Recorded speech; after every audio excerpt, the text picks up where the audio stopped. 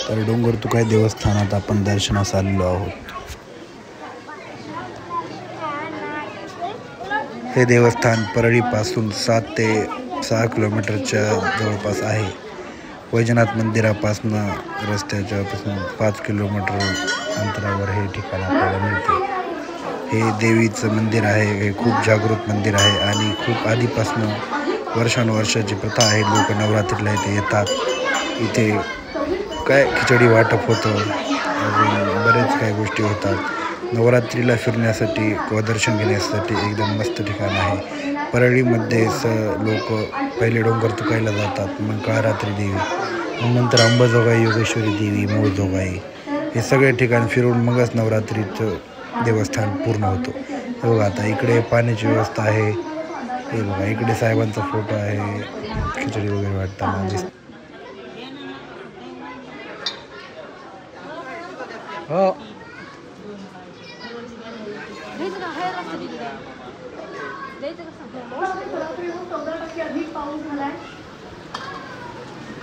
इथं आता खिचडी संपायची वेळ झाली आहे म्हणून खिचडी कमी दिसते आपल्याला, पण रोज सकाळी 6 पासून ते रात्री 4 पर्यंत, 6 बी नाही, सकाळी 9-10 पासून ते 4 पर्यंत दुपारची खिचडी मिळते। बघा आता मम्मीला खिचडी देतो मी। अजून एक घ्यायचे, 2 घ्यायचे। खिचडीची क्वालिटी मस्त दिसते, खाऊन बघितली। जे कोणी बाहेरून आलेत कोणीच भूक राहत नाही, नंबर 1 खिचडी भेटते।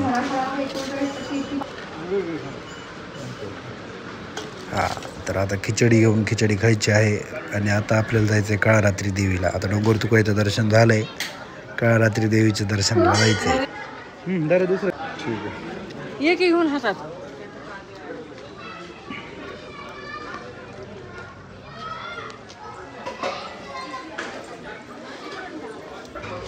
तर आता काळरात्री देवीला आलो बघा आपण। इथं आत्ताच पोहोचलो। काळरात्री देवीला गर्दी सध्या 1-2 दिवसात एवढी दिसत नाही, आपलं दर्शन लवकर होईल। तर आता दर्शन घ्यायचं, चलायचं अंबाजोगाईला, उद्या जायचं।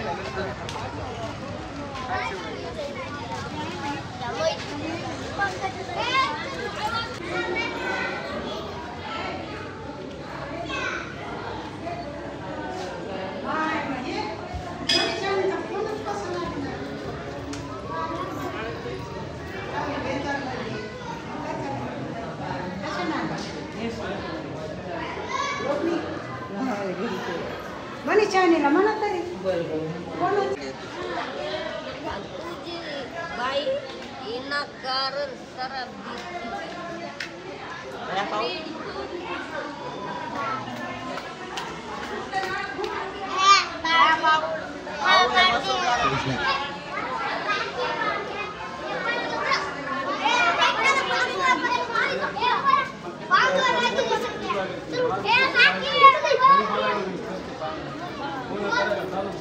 संध्याकाळपर्यंत